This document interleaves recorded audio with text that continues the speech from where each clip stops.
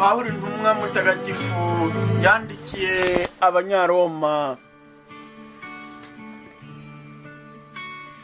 Umutwe wa mbere. Njyewe Pawulo, umugaragu wa Yesu Kristo, ndabaramutsa. Koko natorewe kuba intumwa, nteganyirizwa kwamamaza inkuru nziza Imana yari yateguje abahanuzi bayo mu byanditswe bitagatifu. Iyo nkuru nziza yerekeye umwana wayo Yesu Kristo, umwami wacu, wabayeho kubw'umubiri, ari mwene Dawudi, ariko izuka ryava mu bapfuye rikagaragaza ko ari umwana w'Imana mu bubasha bwose ku bwa Roho Mutagatifu. Niwe waduhesheje ubutumwa bwo kuyobora mu ikuzo ry'izina rye amahanga yose ku kwemera, ariyo mubarirwamo namwe abahamagawe na Yesu Kristo. Mwebwe rero batoni b'Imana muri i Roma, mwebwe abatagatifujwe no gutorwa n'Imana, nimugire ineza n'amahoro bituruka ku Mana umubyeyi wacu no kuri Nyagasani Yesu Kristo. Mbere na mbere ndashimira Imana yanjye muri Yesu Kristo ku mpamvu yanyu, kuko kwemera kwanyu kuratwa n'isi yose. Imana nyitanzeho umugabo, yo nkeza mu mutima wanjye namamaza inkuru nziza y'umwana wayo. Sinsiba kubibuka, ngasaba iteka mu masengesho yanjye ko nazagira amahirwe yo kuzashyira nkagera iwanyu niba Imana ibishatse. Koko kandi ndifuza cyane kubabona ngo mbe nabaha ku ngabire ndengakamere yabakomeza, bambe kugira ngo mumare igishyika mu kwemera duhuriyeho mwebwe nanjye. Sinabahisha kandi bavandimwe ko kenshi nagambiriye kuza iwanyu, nyamara kugeza ubu byaramburiye ngo ngire imbuto namwe mbasaruraho, nk'uko byagenze no ku yandi mahanga. Ngomba kwita ku Bagereki no ku batari bo, ku bajijutse no ku batajijutse. Ikaba ariyo mpamvu nshishikajwe no kubigisha inkuru nziza namwe ab'i Roma. Koko rero ntabwo nshishwa n'inkuru nziza, kuko ariyo bubasha bw'Imana burokora uwemera wese, uhereye ku Muyahudi ukageza ku Mugereki. Koko kandi ni muri yo ubutungane bw'Imana buhishurirwa, bishingiye ku kwemera, bigakomeza ukwemera, nk'uko byanditswe ngo intungane izabeshwaho n'ukwemera. Koko rero uburakari bw'Imana bwihishura buva mu ijuru, burwanya abagomeramana bose n'abagizi ba nabi bose bapfukirana ukuri muri iyo nabi. Kuko icyo umuntu yamenya ku Mana kirabigaragariza, Imana yarakibahishuriye. Koko rero kuva isi yaremwa, ubwenge buhera ku byaremwe bugashyikira ibitagaragara by'Imana, ni ukuvuga ububasha bwayo buhoraho na kamere yayo bwite. Bityo rero ntibabona uko biregura, kuko bamenye Imana ariko ntibayiha ikuzo ngo bayishimire uko bikwiriye Imana, ahubwo babaye abapfu, bishinga ibitekerezo by'amanjwe, maze umutima wabo w'igipfapfa ucura umwijima. Birataga kuba abanyabwenge, bahinduka abapfayongo, maze ikuzo ry'Imana idapfa barigurana ishusho isa n'umuntu uzapfa, isa n'ibiguruka n'inyamaswa n'ibikurura inda hasi. Ngiye impamvu yatumye Imana ibagabiza iby'umutima wabo urarikira, bakora ibitera soni kugira ngo bihumanye umubiri. Bo baguranye ukuri kw'Imana ikinyoma, basenga ikiremwa baranagikorera, bahigika rurema nyagusingizwa iteka ryose. Amen. Nicyo cyatumye Imana ibagabiza ingeso z'urukozasoni. Dore abagore babo bateshejwe gukoresha imibiri yabo ibihuje na kamere. Abagabo nabo aho kugana umugore uko kamere ishaka, ubwabo bagurumanira irari, umugabo agakorana n'undi ibitera soni, bityo bikururira ingaruka mbi ikwiranye n'ubuyobe bwabo. Byongeye kandi, nk'uko banze kumenya Imana, Imana yabagabije ubwenge bwabo bucuramye ngo bakore ibidakorwa. Buzuye icyitwa inabi cyose, ubugome, umururumba, ububisha, buzuye ishyari, ubwicanyi, intonganya, uburiganya, ubugambanyi.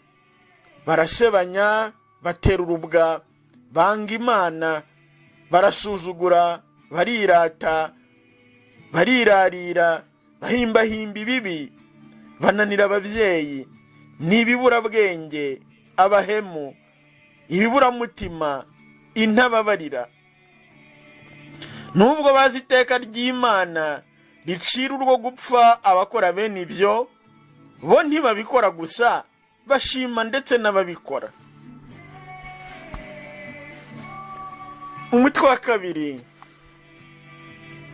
urubanza rw'Imana itabera.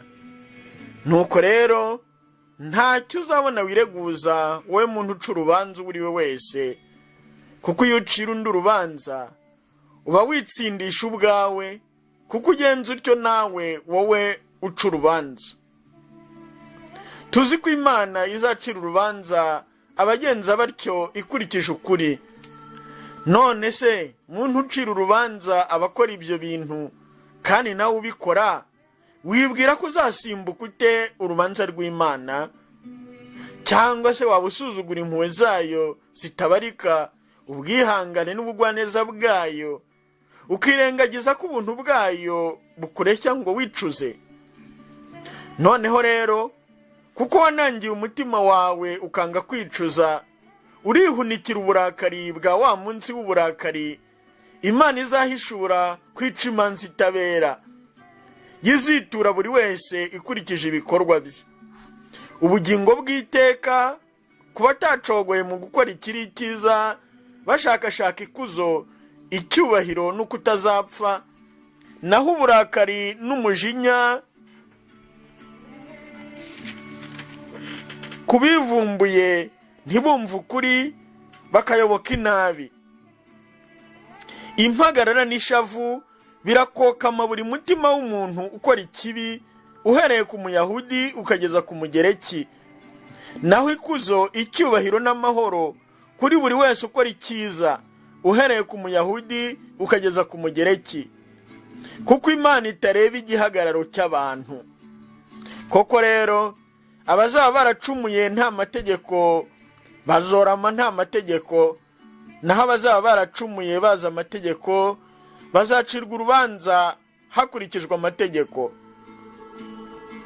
Kuko bumva amategeko atari bo ntungane ku Mana, ahubwo abakurikiza amategeko nibo bazagirwa intungane. Iyo abanyamahanga bakora ku bwa kamere ibihuje n'amategeko, kandi nyamara batagira amategeko, bibera ubwabo amategeko, bo badafite amategeko. Bagaragaza batyo ko icyo amategeko agamije cyanditswe mu mitima yabo, n'umutimanama wabo nawo ni intangamugabo, hamwe n'imitima ibarwanamo, imwe ishinja indi irengera. Nk'uko nabivuze mu nkuru nziza yanjye, bizagaragara umunsi Imana izakoresha Yezu Kristo, Imana igacira urubanza ibyo abantu bahishahisha bakora rwihishwa. Wowe rero witwa Umuyahudi, ukitwaza amategeko ukiratana Imana, wowe uzi kandi ugushaka kwayo, ukamenya guhitamo ikiruta ibindi, kuko wigishijwe n'amategeko, wowe wiyemera ngo ni wowe warandata impumyi, wamurikira abari mu mwijima, wahugura injiji, wakwigisha abana, ngo kuko wasanze mu mategeko hakubiyemo ubumenyi n'ukuri. Koko wigisha abandi ntiwiyigisha ubwawe, ko ubwiriza kutiba nyamara ukiba, kubuza gusambana ugasambana, kuzira ibigirwamana kandi ugasahura amasengero yabyo, ko wiratana amategeko ariko ugasuzugura Imana urenga ku mategeko, nk'uko byanditswe ngo izina ry'Imana bararituka mu mahanga ku mpamvu yanyu. Koko kuba waragenwe byagira akamaro ukurikije amategeko, naho niba ugomera amategeko, ukugenwa kwawe kwabaye ukutagenwa. Niba se utagenwe, niba utagenwe akurikije ibitunganiye amategeko, ntabwo se ukuba atagenwe bizaba bihwanye n'ukugenwa? Ndetse utagenwe umubiri ariko agakurikiza amategeko, azagucira urubanza wowe uzaba warenze ku mategeko, witwaje ibyanditswe n'ukugenwa. Kuko umuyahudi ntumubwirwa n'ibigaragara, n'ukugenwa si uko ku mubiri ahagaragara, ahubwo umuyahudi nyakuri n'uriwe muri kami ye. N'ukugenwa nyakuri nuko umutima muri roho bitari mu nyandiko. Uwo ntabwo ishimwe rye ku bantu, ahubwo ku Mana.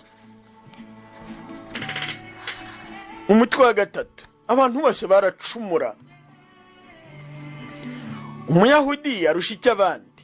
Ukugenwa bimaze iki? Bifite akamaro kanini kandi ku buryo bwose. Mbere na mbere kuko aribo baragijwe amagambo y'Imana. Bite rero, niba bamwe muri bo barahemutse, ubuhemu bwabo bwahindura ubusa ubudahemuka bw'Imana ntibikabeho. Imana irabimvuga kuri, naho umuntu wese aba umubeshyi, nk'uko byanditswe ngo urabintungane mu magambo yawe, uzatsinde nushyirwa mu rubanza. Ariko se niba inabi yacu igaragaza ubutungane bw'Imana, tuvuge ngo iki? Mbese Imana ntirenganya yo ihanira ko yarakaye? Ndavuga ku buryo bw'abantu, ntibikabe. Naho ubundi se Imana yazacira ite isi urubanza? Nyamara se niba ukuri kw'Imana kurushaho kugaragara ku mpamvu y'ikinyoma cyanjye, maze Imana igahabwa ikuzo, n'uruhe rubanza rwampamya kuba umunyabyaha?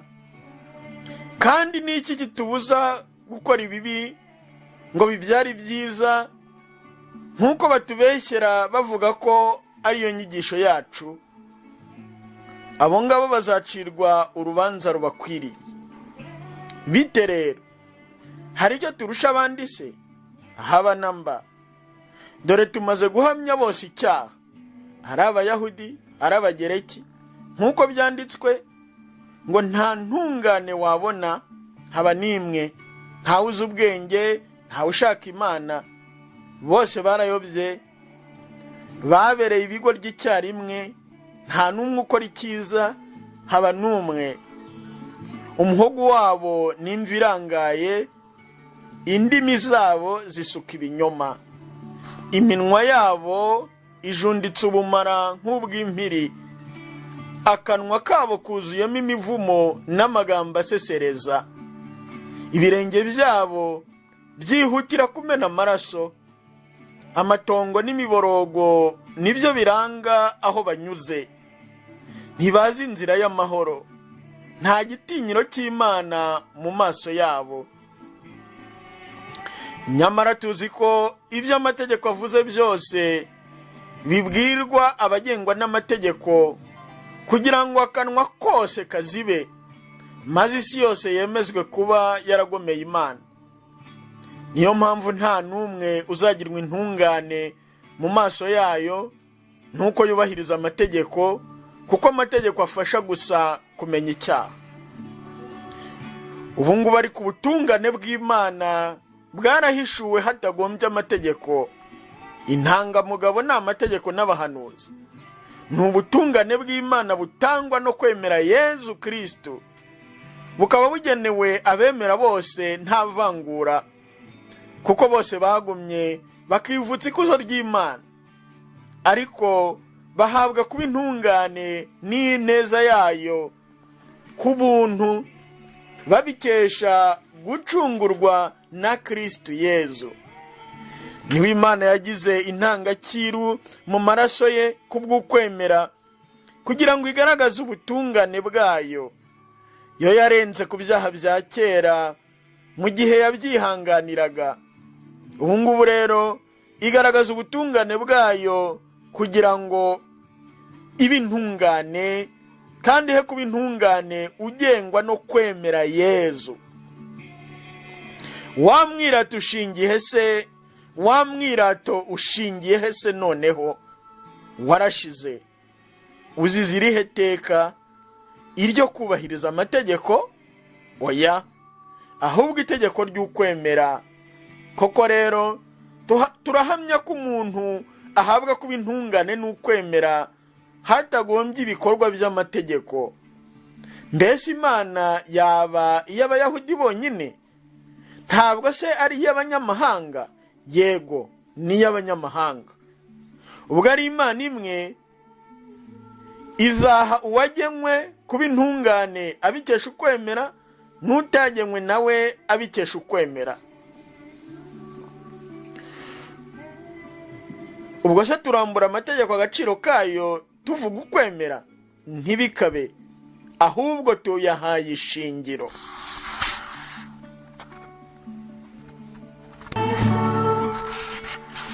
Umutwe wa 4, ukwemera kwa Aburahamu. Twavuga iki ku mukurambere wacu Aburahamu? Hari iki yaba yararonse kubw'umubiri? Niba Aburahamu yarabaye intungane abikesheje ibyo yakoze, akwiriye kubyirata usibye imbere y'Imana. None se ibyanditswe bivuga ngo iki? Ngo Aburahamu yemera Uhoraho bituma bintungane. Umuntu kandi ukoze umurimo, igihembo nta gihabwa ku buntu, ahubwo barakimugomba. Naho utagize icyo akora ariko akemera uha umunyabyaha kuba intungane, uko kwemera kwe kuzamuha ubutungane. Nk'uko Dawudi avuga amahirwe y'umuntu Imana iha kuba intungane kandi nta bikorwa, ati hahirwa bababariwe ibicumuro maze ibyaha byabo bikarenzwaho. Hahirwa umuntu Nyagasani adashinja icyaha. Mbese ayo mahirwe ni ay'abagenwe bonyine cyangwa n'ay'abatagenwe? Tuvuga ko kwemera kwahaye Aburahamu kuba intungane. Kwabimuhaye buryo ki? Mbere cyangwa nyuma yo kugenwa? Si nyuma, ahubwo ni mbere yo kugenwa. Nyuma ukugenwa yaguhaweho ikimenyetso, irango ry'ubutungane akesha ukwemera yagize ataragenwa, kugira ngo abe umubyeyi w'abemera bose batagenwe ngo bahabwe kuba intungane, n'umubyeyi kandi w'abagenwe batari abagenwe bonyine, ahubwo n'abashyira ikirenge mu cy'Aburahamu bakurikiza ukwemera yari afite ataragenwa. Koko rero ntabwo ari amategeko yatumye Aburahamu cyangwa urubyaro rwe basezeranywa guhabwa isi yose h'umurage, ahubwo ni ubutungane butangwa n'ukwemera.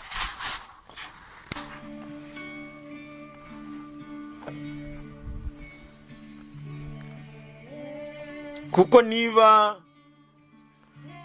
abiringiye amategeko ari wo ngenerwamurage, ukwemera kwaba nta mumaro n'isezerano rikaba risheshwe, kuko amategeko akurura uburakari, ariko hataba amategeko ntawe ucumura.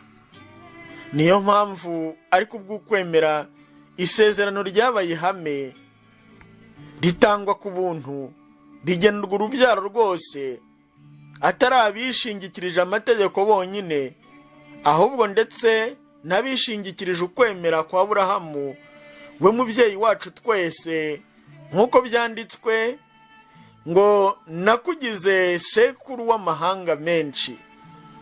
Yemeye Imana, yisubiza ubuzima bapfuye, igaha kubaho ibitariho. Yizeye ibidashoboka, nyamara aremera, maze abatyo umubyeyi w'amahanga menshi, bikurikije rya jambo ngo dore uko urubyaro rwawe ruzangana.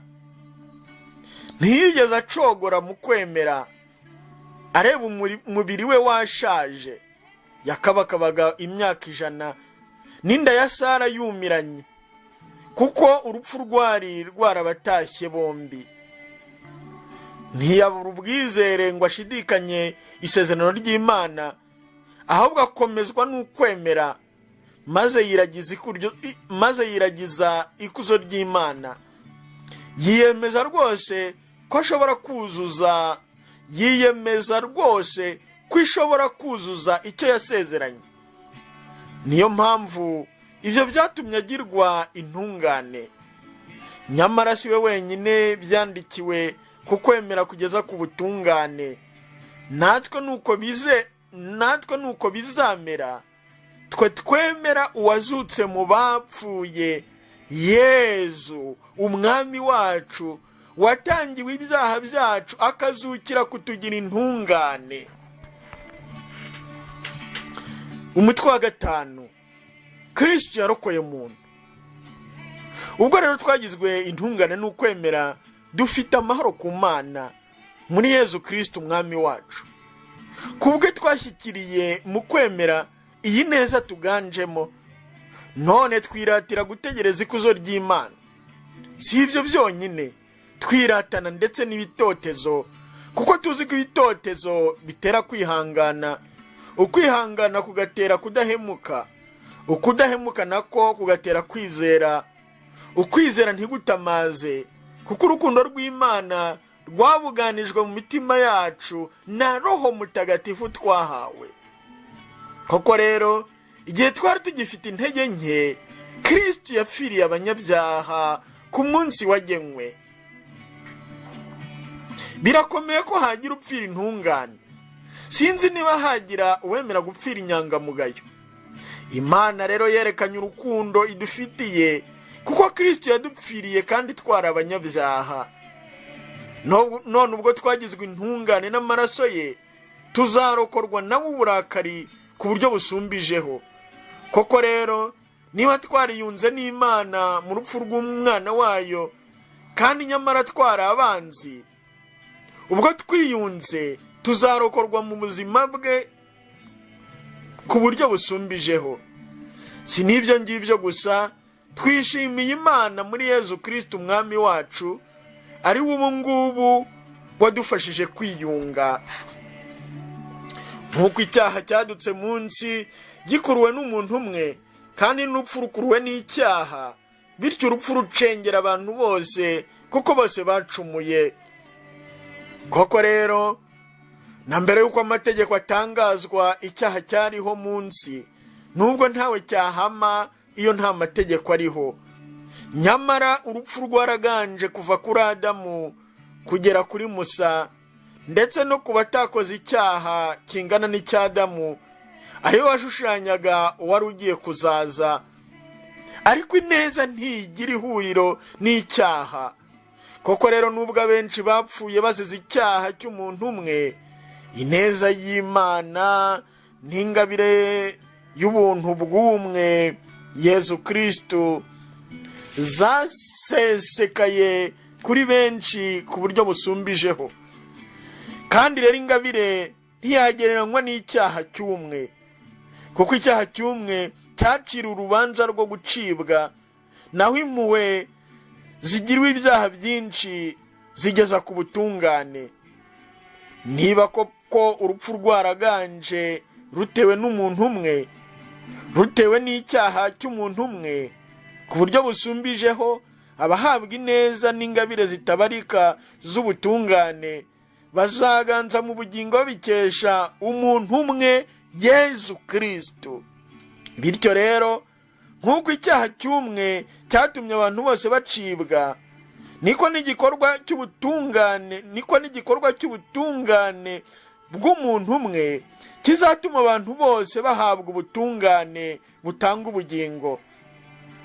Koko rero, nk'uko kutumvira k'umuntu umwe kwatumye benshi icyaha kibahama, niko n'ukumvira k'umwe kuzatuma benshi baba intungane. Amategeko yaje agwiza icyaha, ariko aho icyaha cyakwiriye,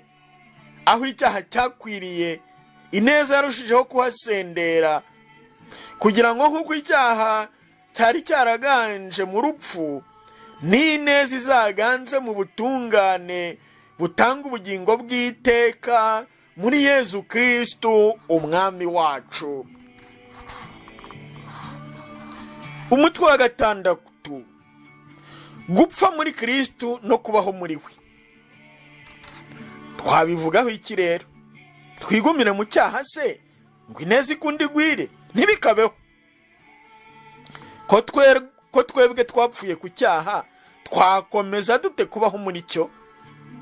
Ntimuzi se ko twebwe twese ababatijwe muri Kristo Yezu ari mu rupfu rwe twabatirijwemo? Koko rero ku bw'abatisimu twahambanywe nawe mu rupfu rwe, kugira ngo uko Kristo yazuwe mu bapfuye n'ikuzo rya Data, bityo natwe tugendere mu bugingo bushya. Niba koko twarabaye umwe nawe, dusangira urupfu rwe, niko bizagenda no mu izuka. Tumenye neza ko umuntu w'igisazira twariwe kera yabambanywe nawe, kugira ngo umubiri w'icyaha utsiratizwe, bityo twoye kuzongera ukundi kuba abagaragu b'icyaha. Kuko upfuye abahanaguweho icyaha. Niba rero twarapfanye na Kristo, twemera ko noneho tuzabaho hamwe nawe. Tuzi ko Kristo yazutse mu bapfuye, akaba atazongera gupfa ukundi, urupfu rukaba rutakimufiteho ububasha. Kuko igihe apfuye, yapfuye ku cyaha rimwe rizima, naho kuba ariho abereyeho Imana. Bityo namwe mumenye ko ubwanyu mwapfuye ku cyaha, mukaba mubereyeho Imana muri Kristo Yesu. Icyaha rero nticyongere kugenga umubiri wanyu uzapfa, ngo gitume mwumvira irari ryawo. Kandi imibiri yanyu ntimukayegurire icyaha ngo ibe intwaro zo kugira nabi, ahubwo nimugandukira Imana nk'abazima bavuye mu bapfu. Imibiri yanyu muyegurire Imana ibe intwaro z'ubutungane. Koko rero, icyaha ntikibafiteho ububasha, kuko mutakigengwa n'amategeko, ahubwo mugengwa n'ineza. Bite rero, tuzacumure se ngo aha ntitukigengwa n'amategeko, tugengwa n'ineza? Oya, ntibikabe.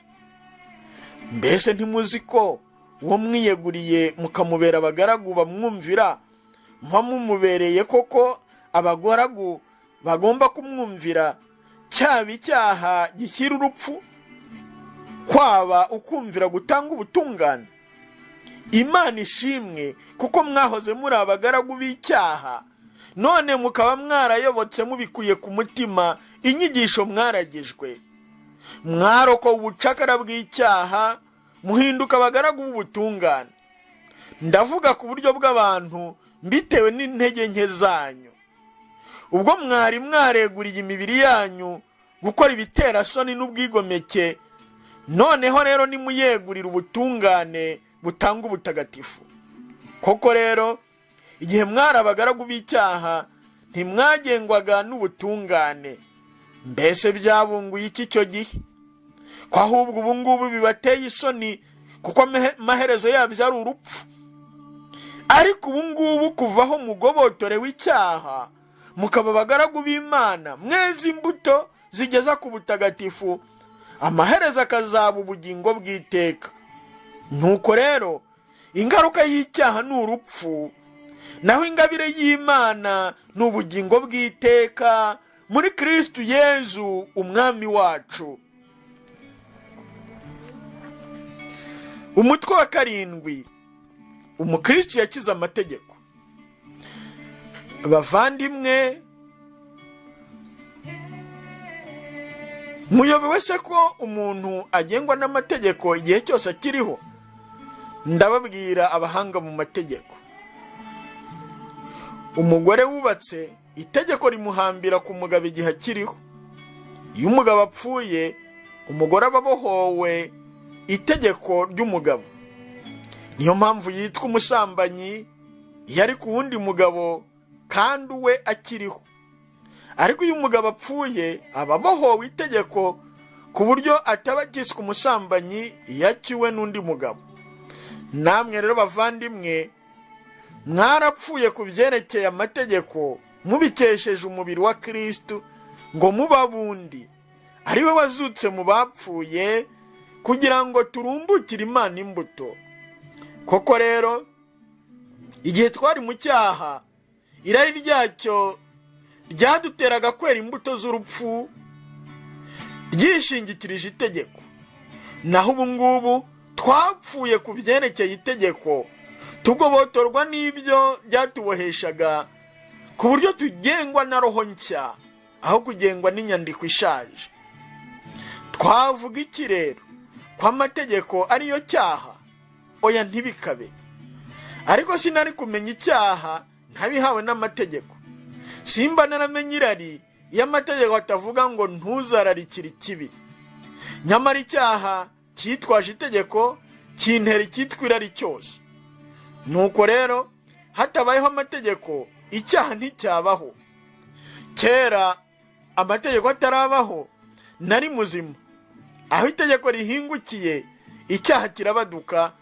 Nuko njyewe ndapfa, nsanga itegeko ni inkururira urupfu, kandi ubundi ryaragenewe gutanga ubuzima. Kuko icyaha cyitwaje itegeko kiranyoshya, kirinyiciramo. Bityo rero amategeko ni matagatifu, ndetse itegeko ryose ni ritagatifu, riratunganye kandi ni ryiza. Mbese noneho icyo cyiza kibe cyarambereye urupfu? Oya, ntibikabeho. Ahubwo ni icyaha, kugira ngo kigaragaze ko ari icyaha koko. Kuko cyitwaje icyiza maze kinkururira urupfu, kugira ngo kandi cyerekane ububi bwacyo bwose bitewe n'itegeko. Tuzi neza ko amategeko aturuka kuri roho. Njyewe ariko ndi umunyamubiri, naraguzwe mba umucakara w'icyaha. Koko rero sinumva ibyo nkora. Icyo nshaka gukora si cyo nkora, ahubwo ndetse icyo ndashaka ngiki cyo nkora. Ubwo noneho rero nkora icyo ndashaka, mpuje n'amategeko kandi nkemera ko ari meza.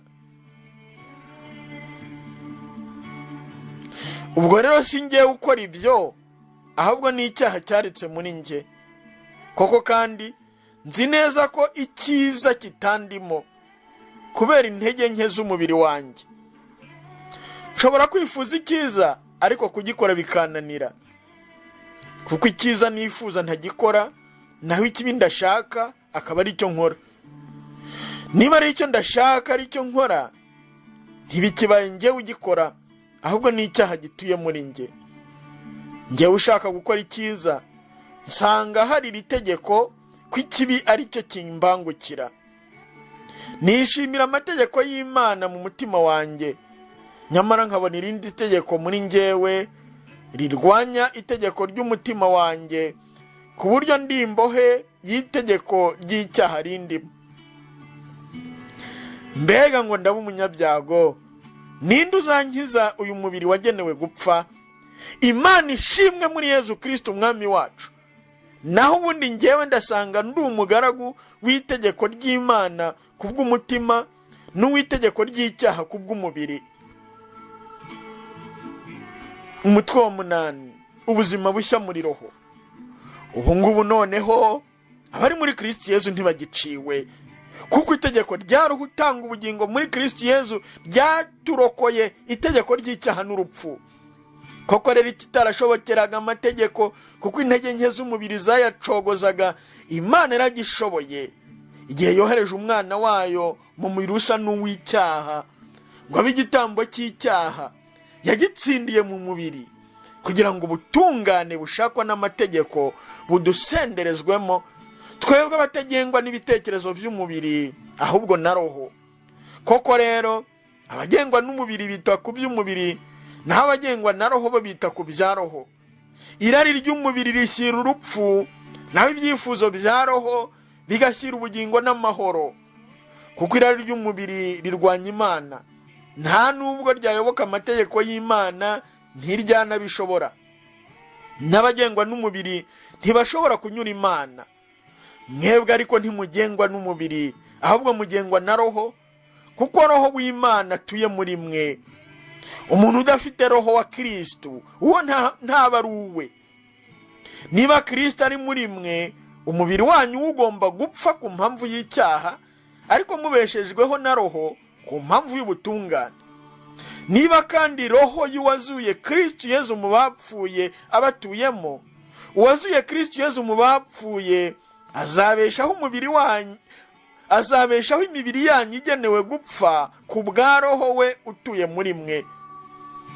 None rero bavandimwe, turi mu mwenda, ariko si uw'umubiri byatuma tugomba kubaho tugengwa n'umubiri. Kuko nimubaho mugengwa n'umubiri muzapfa. Ariko niba ku bwa roho mucitse ku bikorwa by'umubiri muzabaho. Abayoborwa na roho w'Imana, abo nibo bana b'Imana. Kandi rero ntimwahawe roho y'ubucakara ibasubiza nanone mu bwoba, ahubwo mwahawe roho ibagira abana bishingiwe kibyeyi, igatuma dutera hejuru tuti Aba, Data. Roho uwo nyine afatanya na roho yacu guhamya ko turi abana b'Imana. Kandi ubwo turi abana, turi n'abagenerwamurage, abagenerwamurage b'Imana, bityo n'abasangiramurage ba Kristo, niba ariko tubabarana nawe ngo tuzahabwe ikuzo hamwe nawe. Koko rero nsanga amagorwa y'igihe cy'ubu ngubu atagereranywa n'ikuzo rizatugaragarizwamo, ndetse n'ibiremwa byose birarekereje ngo birebe igaragazwa ry'abana b'Imana.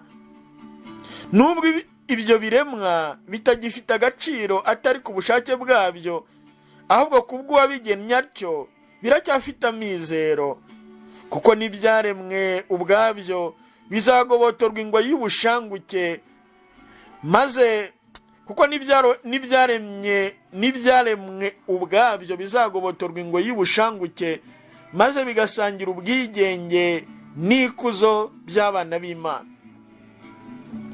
Tuzi neza ko na n'ubu ibiremwa byose binihira icyarimwe nk'ibiri mu mibabaro yo kuramukwa. Nyamara si byo byonyine, ndetse natwe abahawe Roho Mutagatifu w'umuganura turaganyira mu mutima, dutegereje kugirwa abana b'Imana, ugucungurwa kw'imibiri yacu. Koko rero twarakijijwe mu bwizere, nyamara kureba ibyo wizeraga ntibiba bikiri ukwizera. Iyo umuntu yirebera aba akizeye iki kindi. Niba rero twizeye icyo tutareba, ubu ngubu twihanganiye kugitegereza.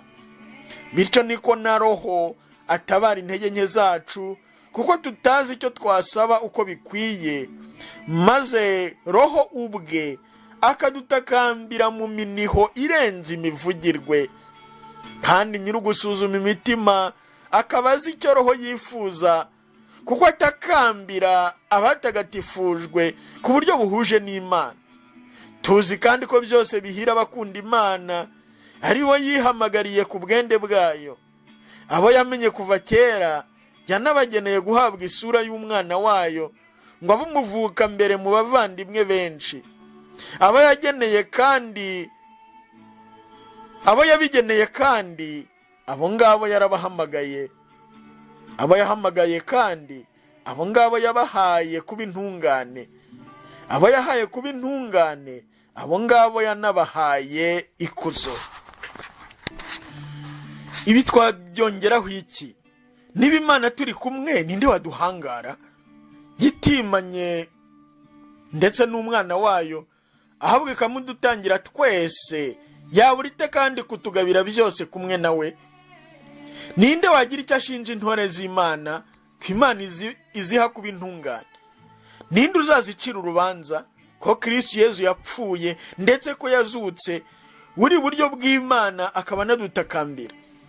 Niki cyadutandukanya n'urukundo rwa Kristo?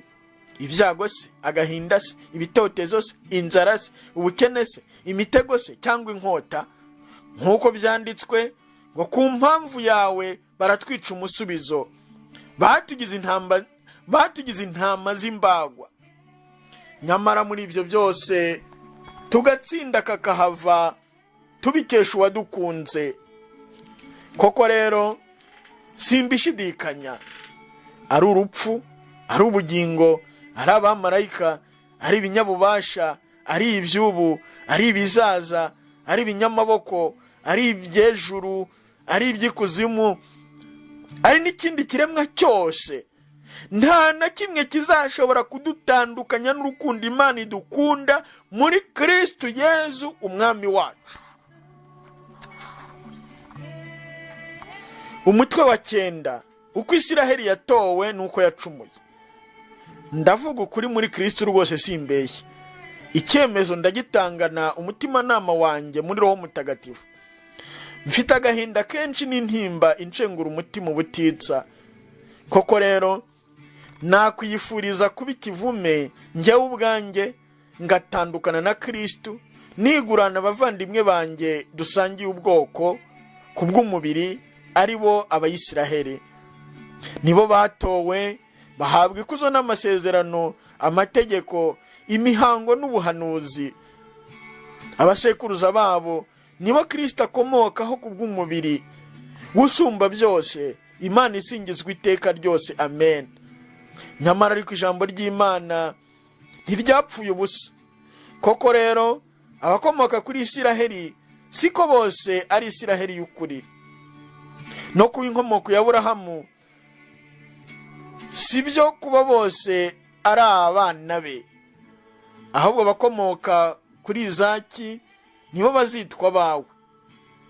Ari byo kuvuga ko kuba abana be kubw'umubiri atari byo kuba abana b'Imana, ahubwo abana b'isezerano nibo babarwa mu rubyaro. Ngirira ijambo ry'isezerano. Igihe nk'iki nzahindukira kandi Sara azabyara umuhungu. Si n'ibyo gusa, hari na Rebeka wasamye inda imwe kuri Izaki umubyeyi wacu. Igihe abana bataravuka, nta cyiza cyangwa ikibi barakora kugira ngo umugambi w'Imana ukomeze ushingire ku butore, atari ku bikorwa, ahubwo kuri nyir'uguhitamo. Yarabwiwe ngo gakuru azaba umugaragu wa gatoya. Nk'uko byanditswe ngo nikundiye Yakobo maze ndeke Esawu. Twabivugaho iki rero?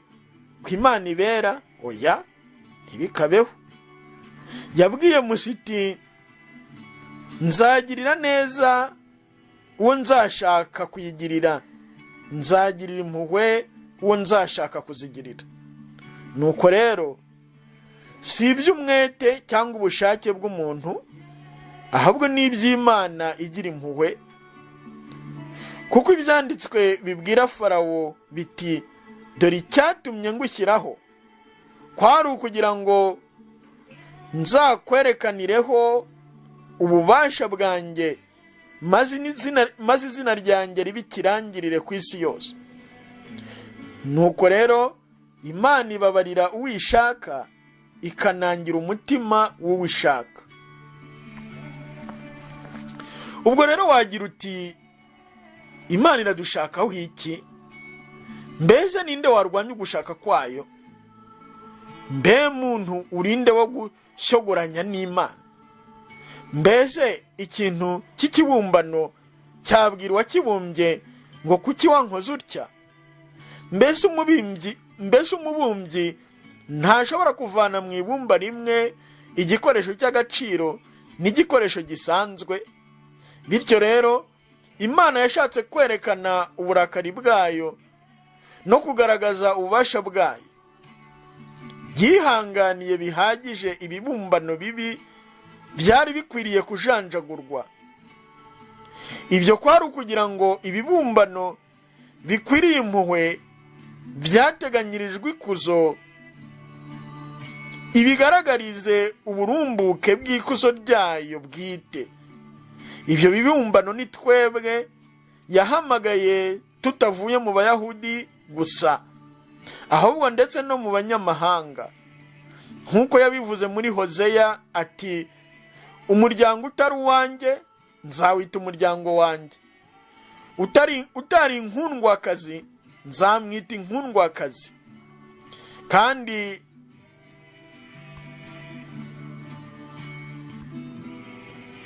abantu babwiriwe ngo ntimuri umuryango wanjye nibo bazitirirwa abana b'Imana nyir'ubugingo. Izayi nawe yavuze ibyerekeye Isiraheli ati, naho umubare w'abana ba Isiraheli wangana n'umusenyi wo ku nyanja, agasigisi konyine niko kazarokoka, kuko Nyagasani azasohoza ijambo rye ku isi ku buryo bunonosoye kandi adatindiganyije. Ni nk'uko kandi Izayi yabihanuye ati, iyo Nyagasani umutegetsi w'ingabo atatuzimanira imbuto, tuba twarabaye nka Sodoma tukagereranywa na Gomora. Twabivugaho iki? Ko abanyamahanga batashaka ubutungane babushyikiriye ubutungane ariko bukomoka ku kwemera, naho Isiraheli yashakaga itegeko ritanga ubutungane ntiyarishyikira.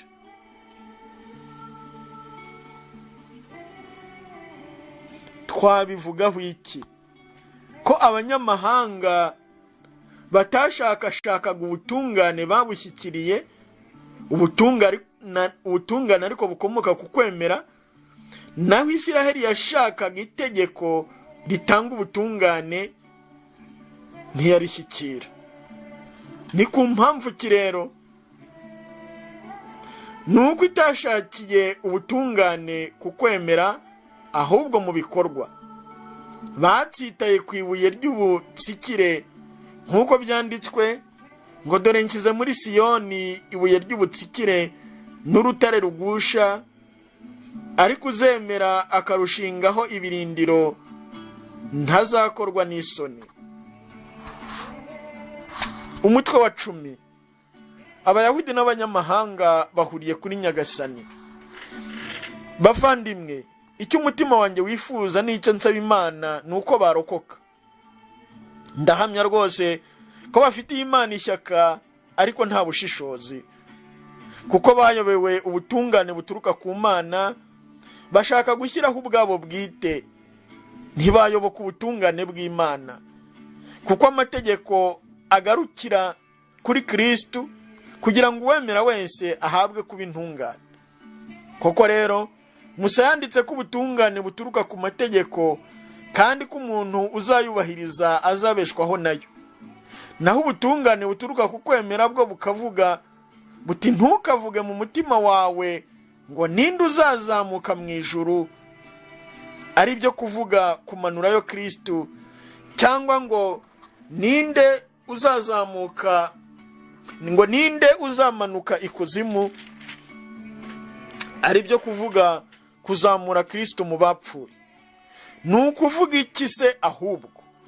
Ijambo rikuri bugufi cyane, riri mu kanwa kawe no mu mutima wawe. Iryo jambo ni iry'ukwemera twamamaza.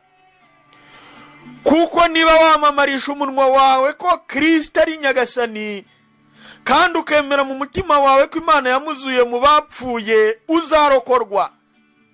Nuko rero umuntu yemera n'umutima bikamuha ubutungane, yakwamamarisha umunwa bikamuha uburokorwe. Kuko ibyanditswe bivuga ngo umwemera wese ntazakozwa isoni. Nta tandukanyirizo rero hagati y'Umuyahudi n'Umugereki. Nyagasani n'umwe kuri bose, akungahaza abamwambaza bose. Kuko umuntu wese uzambaza izina rya Nyagasani azarokorwa. Bakwiyambaza bate rero uwo bataremera? Bakwemera bate se uwo batarumva? Bamwumva bate ntawe mwamamaje? Bamwamamaza bate niba batatumwe? Nkuko byanditswe ngo mbega ngo biraba byiza ibirenge by'abogeza inkuru nziza, nyamara siko bose bumviye inkuru nziza. Koko rero Izayi yaravuze ati Nyagasani, ninde wemeye inyigisho zacu? Bityo rero ukwemera gushingira ku nyigisho, inyigisho nayo ku ijambo rya Kristo. Reka nanjye mbaze, mbese ntibumvise? Barumvise. Ahubwo ndetse ngo ijwi ryabo ryakwiriye isi yose, n'ijambo ryabo rigera ku mpera z'isi. Nongere mbaze, mbese Isiraheli yaba itarasobanukiwe? Musa niwe wanje kuvuga ati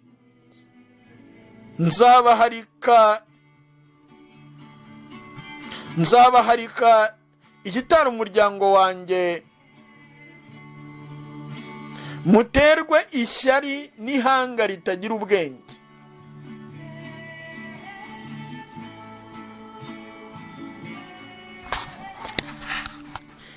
Izayi we ntatinya kuvuga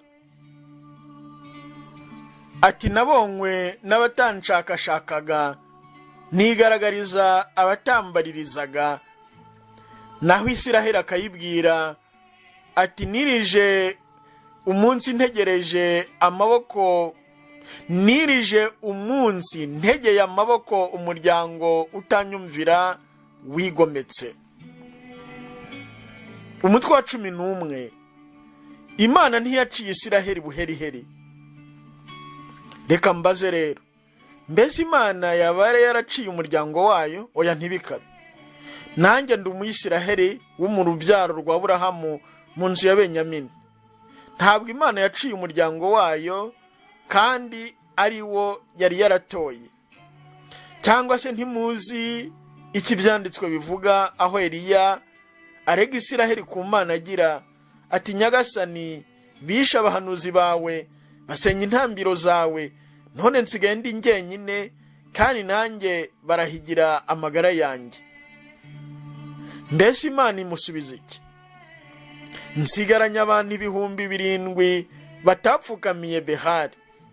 Bityo rero no muri ibi bihe hari agasigisigi katoranijwe ku buntu. Ubwo rero ari ku buntu ntibikiri kubw'ibikorwa, naho ubundi ubuntu ntibwaba bukiri bwo. Bite rero ko iki Isiraheli yashakashakaga itagishyikiriye? Nyamara abatowe bo baragishyikiriye, naho abandi baranangira.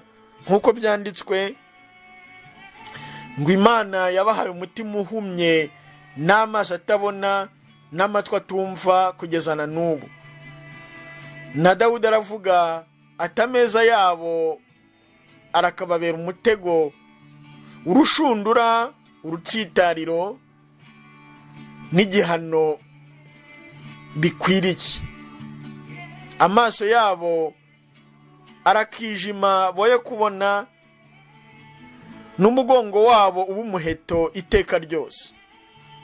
Reka nongere mbaze, batsitariye kugwa ngo bahere hasi? Oya, ntibikabe. Ahubwo ugutsitara kwabo kwatumye uburokorwe bugera ku banyamahanga kugira ngo bibatere ishyari. Ubwo se ugutsitara kwabo kwakungahaje isi, n'ukugwa kwabo kugakungahaza amahanga, ntibizahebuza nibagera ku burokorwe bwuzuye? Mwebwe abanyamahanga, dore icyo mbabwira. Mu rugero, njyewe ndi intumwa mu mahanga, nubahiriza ubutumwa nahawe, nizera gutera ishyari abo dusangiye ubwoko ngo ngire bamwe muri bo ndokora. Kuko niba ugucibwa kwabo kwararonkeye isi kwiyunga n'Imana, ukugarurwa kwabo kuzacura iki kitari ukuzuka kw'abari barapfuye? Iyo ifu y'umuganura ari ntagatifu, n'irobe niko riba. N'iyo imizi ari mitagatifu, amashami nayo niko aba.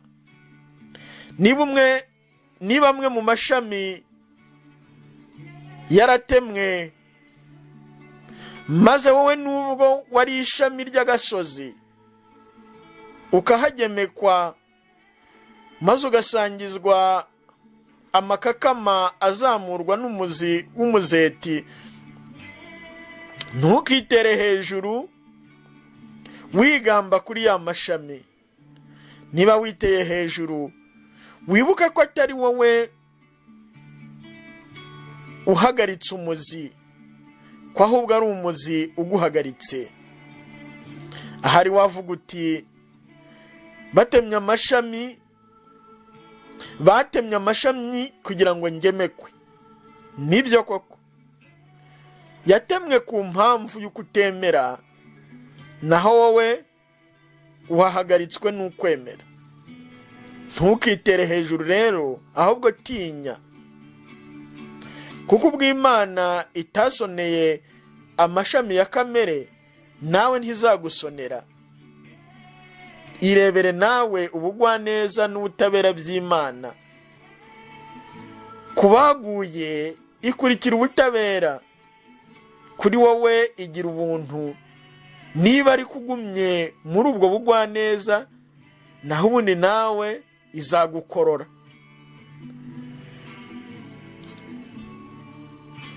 Nyamara nabo umunsi bemeye bazongera bagemekwe, kuko Imana ishobora kongera kubagemeka. Kowe watemwe ku giti cy'agasozi muhuje ubwoko, maze ukagemekwa ku muzeti mwiza mudahuje ubwoko, nkanswe bo bazagemekwa ku muzeti wabo bwite bahuje ubwoko. Koko rero bavandimwe, sinshaka ko muyoberwa iri banga, hato mutazirata. Igice kimwe cya Isiraheli kizanangira umutima kugeza igihe abanyamahanga bose bazaba bakoranyijwe. Bityo rero Isiraheli yose izarokorwa nk'uko byanditswe ngo umucunguzi azaturuka i Siyoni, yamaganire kure ya Yakobo icyitwa ubugomeramana. Ngiryo isezerano nzagirana nabo, maze kubakuraho ibyaha byabo. Kuba batakiriye inkuru nziza babaye abanzi b'Imana, naho kuba baratowe ni abatomyi bayo babikesha abasekuruza. Koko rero igihe Imana imaze gutanga no gutora ntiyisubiraho. Nk'uko namwe kera mutumviraga, none ubu ngubu mukaba mwaragiriwe impuhwe ku mpamvu y'ukutumvira kwabo, bityo nabo ubu ngubu banze kumvira kugira ngo mugirirwe impuhwe mu gihe cyabo nabo bazazigirirwe. Imana yakoranirije abantu bose mu bwigomeke kugira ngo bose hamwe ibagirire imbabazi. Mbega ukuntu ubukungu n'ubuhanga n'ubwenge by'Imana birengeje urugero. Mbega ukuntu imigambi yayo ari inshobera abantu n'inzira zayo zikaba urujijo.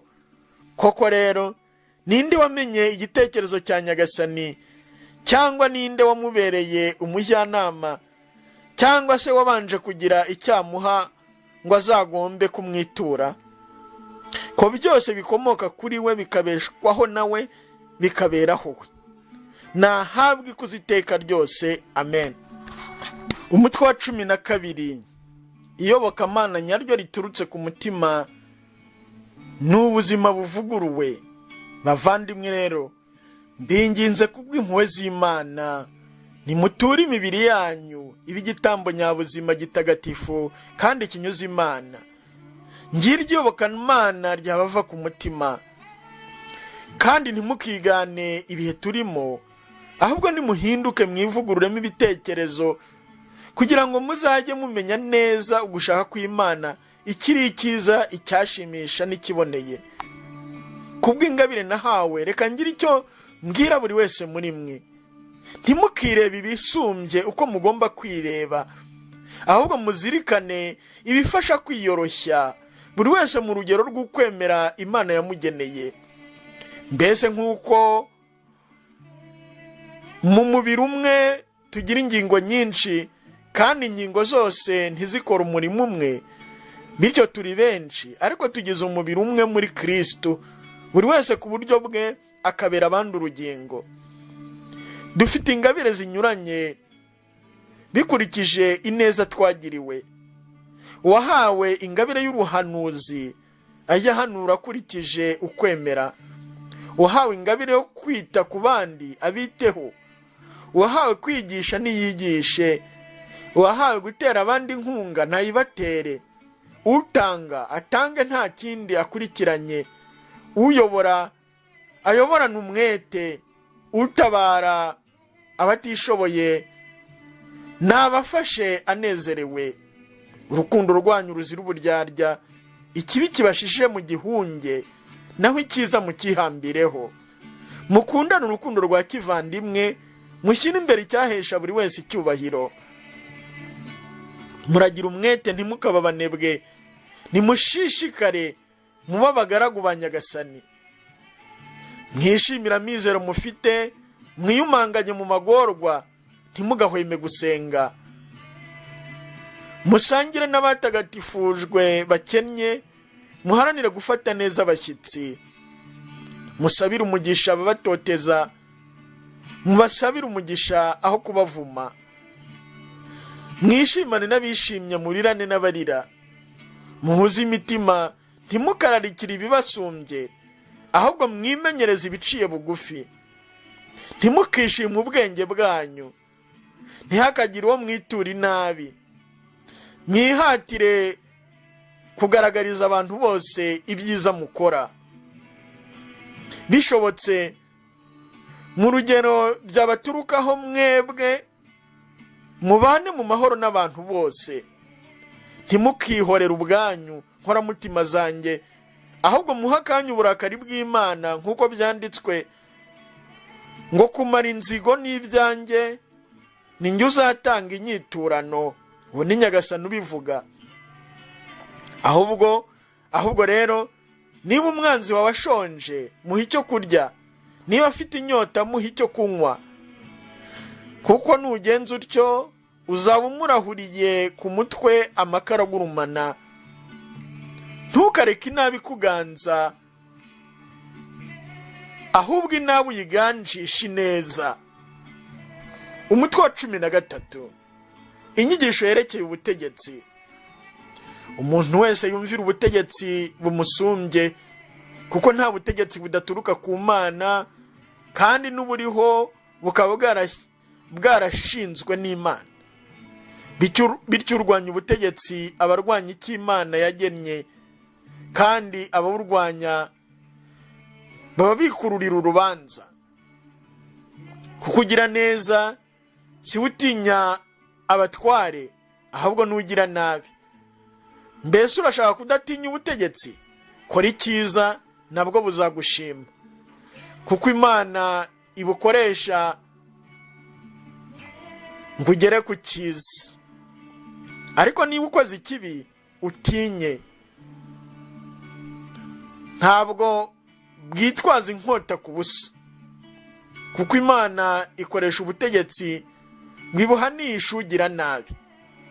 Niyo mpamvu ari ngombwa kuyoboka ubutegetsi bidatewe no gutinya umujinya wabwo gusa, ahubwo ubibwirijwe n'umutimanama. Ni nayo mpamvu burya mutanga imisoro, abayakirana ubwitonzi baba bakorera Imana. Mujye muha buri muntu ikiri icye. Uwo mugomba umusoro mumuhe umusoro, uwo mugomba ihazabu muyimuhe. Ugomba gutinywa mumutinye, ugomba kubahwa mumwubahe. Ntihakagire uwo muba mu mwenda atari uwo gukundana, kuko ukunda undi aba yujuje amategeko. Kuko kuvuga ngo ntuzasambane, ntuzibe, kuko kuvuga ngo ntuzasambane, ntuzice, ntuzibe, ntuzararikire ikibi, kimwe n'andi mategeko yose akubiye muri iri jambo ngo uzakunde mugenzi wawe nkawe ubwawe. Ukunda ntiyagirira mugenzi we nabi. Urukundo rero nirwo rubumbye amategeko. Cyane cyane mumenye ko aya magingo turimo ari igihe cyo gushiguka mu bitotsi, kuko kurokorwa kuturi hafi ubu ngubu kurusha igihe twakiriye ukwemera. Ijoro rirakuze, umunsi ugiye gucya. Nitwiyake rero ibikorwa by'umwijima, maze twambara intwaro z'urumuri. Tugenda n'umurava nk'abagenda kumugaragara amanywa ava, nta busambo, nta businzi, nta busambanyi, nta biterasoni, nta ntonganya, nta shyari. Ahubwo nimwiyambike Nyagasani Yezu Kristo, kandi ntimukishinga umubiri ngo mukore ibyo wifuza. Umutwe wa 14, gufasha abanyantege nke. Muje mwakira ugifite intege nke mu kwemera, mwoye kumugisha impaka mu byo ashidikanyaho. Kuko hari uwemera ko ashobora kurya ibibonetse byose, nawe intege nke yibwira ko agomba kurya imboga gusa. Uwirira ibibonetse byose ntagasuzugure utabirya. Utabirya nawe ntazacira ubirya urubanza, kuko Imana yamwakiriye. Urinde mbese wowe ucira urubanza umugaragu utari uwawe, yahagarara cyangwa yagwa, ibyo bireba shebuja. Nyamara azagumya ahagarare, kuko Nyagasani afite ububasha bwo kumushyigikira. Hari usumbanya umunsi umwe n'indi, hari n'ubona yose ari kimwe. Buri wese ajya akurikiza icyo umutima we wemera. Usumbanya iminsi ayisumbanyiriza Nyagasani. Uwirira ibibonetse byose abirira Nyagasani, kuko abashimira Imana. Utarya nawe ni Nyagasani abigirira, nawe ashimira Imana. Koko rero nta n'umwe muri twe ubereyeho we ubwe, kandi nta n'umwe upfira we ubwe. Niba turiho tubereyeho Nyagasani, niba kandi dupfuye dupfira Nyagasani. Twabaho twapfa turi abanyagasani. Koko rero nicyo cyatumye Kristo apfa akazuka, kwari ukugira ngo abe ari ugenga abapfuye n'abazima. Wowe rero ni iki gituma ucira umuvandimwe wawe urubanza? Cyangwa ni iki gituma usuzugura umuvandimwe wawe, ko twese tuzashyikirizwa urukiko rw'Imana? Kuko byanditswe ngo ndahiye ubuzima bwanjye, uwo ni Nyagasani ubivuga, icyitwa ivi cyose kizamfukamira, n'icyitwa ururimi cyose kizamamaza Imana. Nuko rero umuntu wese azisobanurira ibye imbere y'Imana. Ntitukongere rero gucirana imanza, ahubwo twitondere icyabera umuvandimwe intandaro yo kugwa cyangwa gucumura. Nzi neza rwose, sinshidikanya muri Nyagasani Yezu ko nta kintu gihumanya ku bwacyo. Nyamara hagize utekereza ko ikintu gihumanya, kuri we koko kiba gihumanya. Niba rero umuvandimwe wawe atewe agahinda n'icyo uriye, ntubu ukigengwa n'urukundo.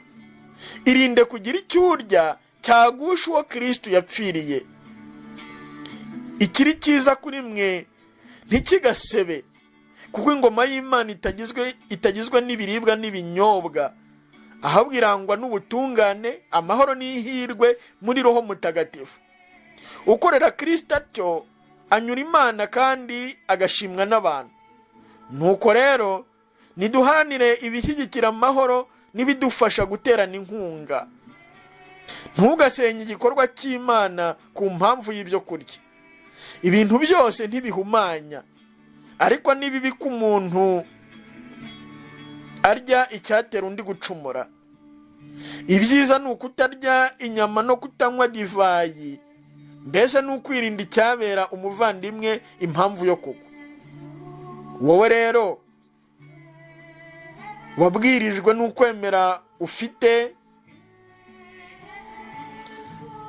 ugihorane.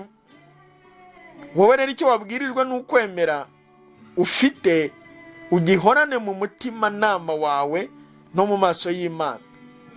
Hahirwa utigaye ubwe mu byo yahisemo yabisuzumye. Naho urya kandi agishidikanya, uyatsinzwe n'urubanza, kuko ibyo akora biba bidaturutse ku kwemera. Kandi rero icyo umuntu akoze kidaturutse ku kwemera kiba ari icyaha. Umutwe wa 15. Twese abakomeye tugomba kugoboka intege nke z'abadashoboye, aho kwishimira gusa ibitworoheye. Buri muntu muri twe nashimishe mugenzi we, akora icyiza cyose cyamukomeza, kuko na Kristo atakoze icyamushimishaga gusa.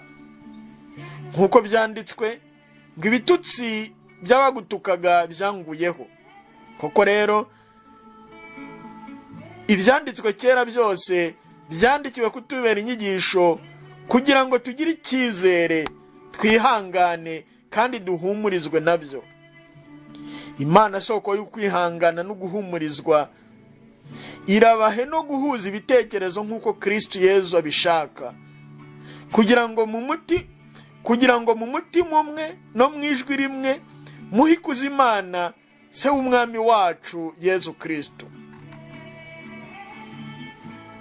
Ku mpamvu y'ibyo rero nimwakirane nk'uko na Kristo ubwe yabakiriye agirira ikuzo ry'Imana. Ndahamya ko Kristo yigize umugaragu w'abagenywe kugira ngo yerekane ubudahemuka bw'Imana, maze yuzuze ibyo abasokuruza basezeranijwe. Naho amahanga Imana ikuzo ayishimira impuhwe zayo, nk'uko byanditswe ngo niyo mpamvu nzakwamamaza mu mahanga kandi nzasingiza izina ryawe. Kandi ngo mahanga nimwishimane n'umuryango we. Nanone ngo mahanga mwese nimusingize Nyagasani, miryango mwese nimumuhimbaze. Izayi nawe akongera atazashyira aze inkomoko ya Yese, niwe uzabadukira kugenga amahanga, kandi niwe bose bazizera. Imana yo soko y'amizero nibuzuze ihirwe ryose n'amahoro mu kwemera, kugira ngo musenderezwe ukwizera kubw'ububasha bwa Roho Mutagatifu. Bavandimwe banjye, nzi neza ko namwe ubwanyu mwuje ingeso nziza, ko mwuzuye ubumenyi bwose, ko mushobora ubwanyu kujijurana. Nyamara hamwe na hamwe muri iyi baruwa hari aho nagiye mbandikira ku buryo bwubahutse, nsa n'ubibutsa, kuko nahawe ingabire n'Imana yo kuba umugaragu wa Kristo mu mahanga, nkegurirwa umurimo w'inkuru nziza, kugira ngo amahanga atagatifuzwe na Roho Mutagatifu, maze yakirweho ituro rinyuze Imana. Nicyo gituma nshobora kwirata muri Kristo Yesu ibyo nkorera Imana, kuko ntagira icyo niratana usibye icyo Kristo ubwe yankoresheje, ari mu magambo, ari mu bikorwa, mu bubasha bw'ibimenyetso n'ibitangaza, no mu bubasha bwa Roho, kugira ngo amahanga yumvire Imana. Bityo uhereye Yerusalemu ukazenguruka ukagera muri Iririya, nahakwije inkuru nziza ya Kristo. nirinze ariko kuyamamaza ahandi handi usibye aho izina rya Kristo ritazwi, kugira ngo ntavaho nubaka mu kibanza cy'undi, nk'uko byanditswe ngo batamumenyeshejwe bazamubona, n'abatamwumvise bazamumenya. Ngiki cyambujije kenshi kuza iwanyu. None ubu ngubu ubwo ntagifite ahandi nshigaje mu birere by'ino, nkaba kandi narifuje kuza iwanyu kuva imyaka n'imyaka, igihe nzerekeza muri Hispaniya. Koko rero ndizera kuzababona mpita, nyuma mukamperekeza maze kubashira urukumbuzi ho gato. Ubu ngubu ariko ngiye Yerusalemu kwita ku batagatifujwe, kuko ab'i Masedoniya n'abo muri Akaya biyemeje kugira icyo basaranganya n'abatagatifujwe b'i Yerusalemu bakennye. Koko rero barabyiyemeje kandi barabibagombaga, kuko niba amahanga yarasangiye nabo ibyiza byabo by'umutima, agomba kubafashisha ibyiza by'umubiri. Ibyo rero nimbirangiza maze kubashyikiriza ku mugaragaro uwo musaruro, nzabanyuraho njya muri Hispaniya, kandi nzi ko ninzi iwanyu nzazana umugisha wose wa Kristo. Bavandimwe, kandi nabinginga kubw'umwami wacu Yezu Kristo no kubw'urukundo rwa Roho Mutagatifu, ngo muntabaze amasengesho munturire Imana, kugira ngo nkire abo mu Yudeya batemera, maze imfashanyo njyanye i Yerusalemu izanyura abatagatifujwe, bityo nshobore kuza iwanyu nishimye, maze Imana nibishaka nzaruhukane namwe. Imana yo soko y'amahoro nibane namwe mwese, amen. Umutwe wa 16, Pawulo atashya.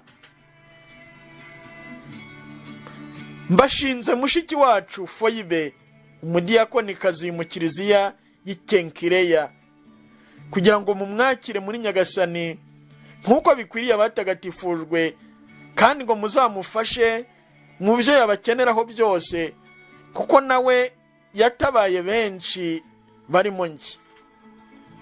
Mutashye Purisika na Akwila, abafasha banjye muri Kristo Yezu.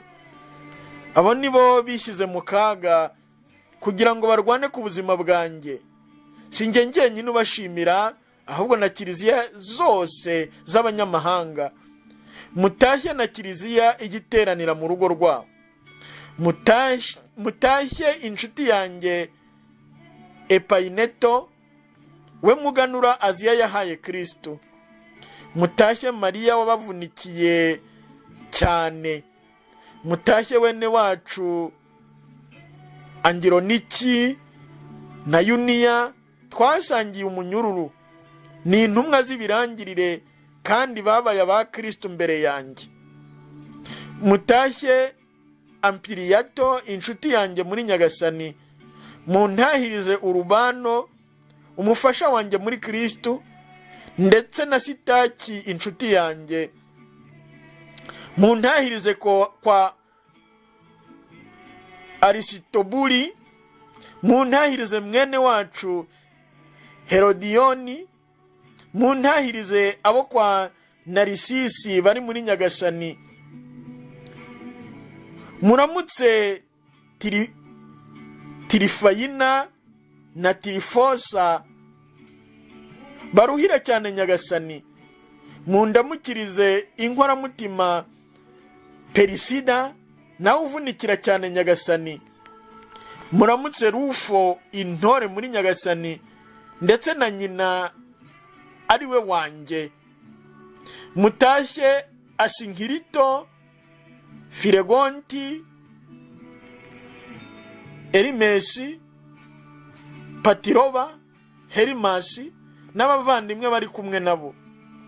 Muramutse Filologo na Yuriya, Nereyi na mushiki we, na Olimpiya n'abatagatifujwe bari kumwe nabo.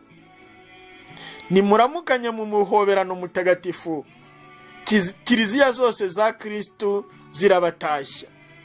Ndabinginze kandi bavandimwe, mwitondera abazana amacakubiri n'ingero mbi, bakanyuranya n'inyigisho mwahawe, mubagendere kure. Bene abo ntibakorera Kristo umwami wacu, ahubwo inda yabo, maze amagambo yabo y'uburyarya n'ubucakura akayobya imitima itagirira ibi. Ukumvira kwanyu kwamenyekanye hose. Ndabishimiye rero, ariko ndashaka ko muba abahanga mu gukora icyiza n'abaswa mu gukora ikibi. Imana yo soko y'amahoro izajanjagurira sekibi munsi y'ibirenge byanyu vuba. Ineza y'umwami wacu Yezu Kristo ibane namwe. Timote umufasha wanjye arabatashya, na bene wacu Lusiyo na Yasoni na Sosipateri. Nanjye ndabatashya muri Nyagasani, njyewe Teritiyo wanditse uru rwandiko. Arabatashya Gayusi uncumbikiye, njye na Kiliziya yose. Arabaramutsa Erasito umubikamari w'umujyi n'umuvandimwe Kuwariti. Nihasingizwe Imana yifite ububasha bwo kubakomeza bihuje n'inkuru nziza n'abashyikirije namamaza Yezu Kristo, nkurikije iyobera ryari ryaracecetswe kuva kera kose, ubu rikaba ryahishuriwe abanyamahanga bose, rikagaragarira mu byanditswe by'abahanuzi.